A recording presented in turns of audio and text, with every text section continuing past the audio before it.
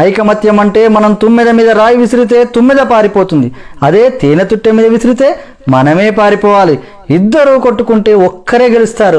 రాజీ పడితే ఇద్దరూ గెలుస్తారు. మెట్టల విలువ వేలలో కానీ వేసేది కాళ్ళకి. కుంకుమ విలువ రూపాయలలో కానీ పెట్టుకునేది నుదుటిపైన.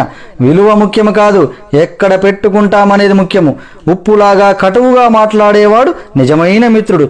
చక్కెరలాగా మాట్లాడి మోసగించేవాడు నీచుడు. ఉప్పులో ఎప్పుడూ పురుగులు పడ్డ దాఖలాలు లేవు. తీపిలో పురుగులు పడని రోజూ లేదు. ఏడుస్తూ ఈ లోకంలో అడుగెడతావు, ఏడిపిస్తూ ఈ లోకాన్ని వదిలి వెళ్ళిపోతావు.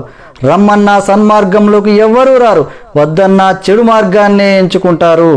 పాలు అమ్మేవాడు ఇల్లులు తిరగాలి, సారాయి అమ్మేవాడి దగ్గరికే అందరూ వెళతారు. పాలల్లో నీళ్లు కలిపినావా అని అడుగుతారు, ఖరీదైన సారాయిలో నీళ్లు కలిపి తాగుతారు.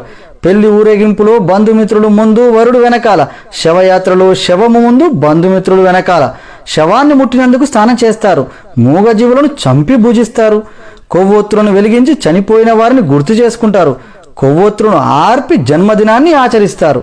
హే మానవా, పుట్టినప్పుడు జాతకము, మధ్యలో నాటకము, చావగానే సూతకము, అయినా ఆగదు జనుల మధ్య కౌతుకము. కష్టమొస్తే భగవంతుని కొలుస్తావు, ఆయన నీకు రాబోయే కష్టాన్ని ఆపడు. నిత్యం స్మరిస్తే కొండంత కష్టాన్ని గోరంత చేసి సులువుగా దాటే శక్తి నీకిస్తాడు. కష్టాలు కుంభవృష్టిలా నిన్ను ముంచేస్తే నీకు గొడుగు పట్టి కాపాడతాడు, గుర్తుంచుకో. కొబ్బరి చెట్టు పెరిగే కొద్దీ పాత మట్టలు రాలిపోతాయి. జ్ఞానం కలిగే కొద్దీ తన పర భేదాలు తొలగిపోతాయి. పుండు మానితే పొలుసు అదే పోతుంది. పుండు మానకుండానే పొలుసు పీకేస్తే పుండు తీవ్రమై రక్తం కారుతుంది. జ్ఞానసిద్ధి అంచెలంచెలుగా కలగాలి, ఆత్రపడితే లాభం లేదు.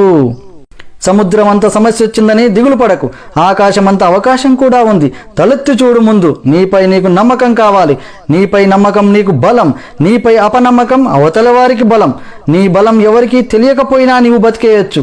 నీ బలహీనత మాత్రం ఎవ్వరికీ తెలియనివ్వకు. నిన్నుగా బతకనివ్వరు. మరణం అంత మధురమైనదా? ఒక్కసారి దాన్ని కలిసిన వారు వదిలిపెట్టలేరు. ప్రకృతి కూడా అదంటే ఎంత పక్షపాతం. ప్రాణం పోయిన జీవుల్ని నీళ్లలో తేలుస్తుంది, ప్రాణం ఉన్న జీవుల్ని నీళ్లలో ముంచుతుంది. నీ పరిసరాలను ఎంత శుభ్రంగా ఉంచినా నీకు అనారోగ్యం రావచ్చు. బుద్ధి అనే ఆసుపత్రిలో ఆలోచనలు అనే వైద్యుడు నీ రోగాలను తగ్గించగలడు. వాటిని ఆరోగ్యంగా ఉంచుకో. వెంటరాని ఇంటిని ఒంటిని రోజు కడుగుతావు, నీ వెంట వచ్చే మనసును ఎప్పుడు కడుగుతావు? నిజాయితీ పరులు సింహం లాంటి వాళ్ళు. సింహం కూర్చోటానికి సింహాసనం ఎందుకు? అదెక్కడ కూర్చుంటే అదే సింహాసనం. నిజమైన నిజాయితీ పరులకు గుంపు అక్కర్లేదు.